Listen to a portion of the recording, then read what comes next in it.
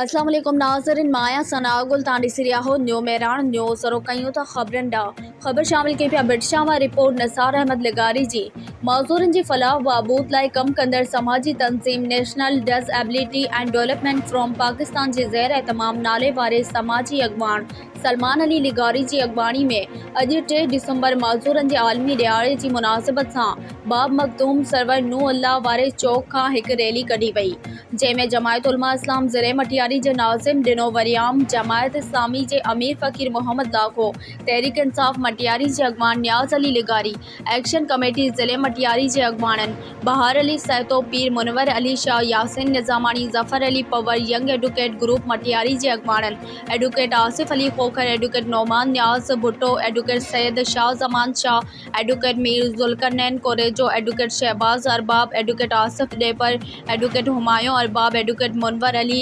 Advocate Basharat Ali, Sindh United party तालके हाला जे सदर मिसरी खान खोखर, मरकज़ी मुस्लिम लीग जे अगवान शकील अहमद काका, नौजवान इत्तेहाद सईदाबाद जे अगवान माशूक अली हाजाणो ऐं मोहम्मद असलम हाजाणो, जिस्कम ज़िले मटियारी जे सदर रशीद अहमद डेतो समेत मुख़्तलिफ़ सियासी समाजी ऐं मज़हबी तंज़ीमन जे अगवाननि समेत वॾे तादाद में माज़ूरनि पिणु शिरकत कई। रैली जी शरका पंहिंजे ख़िताब में ही मुतालबो कयो त माज़ूरनि जे नाले सां आलमी ॾियारा मल्हाइणु इंतिहाई बहितरीन क़दम आहे, मगर माज़ूरनि जी फलाह बहबूद लाइ हुकूमत खे अमली तौर ते बि क़दम खणणु घुरिजनि।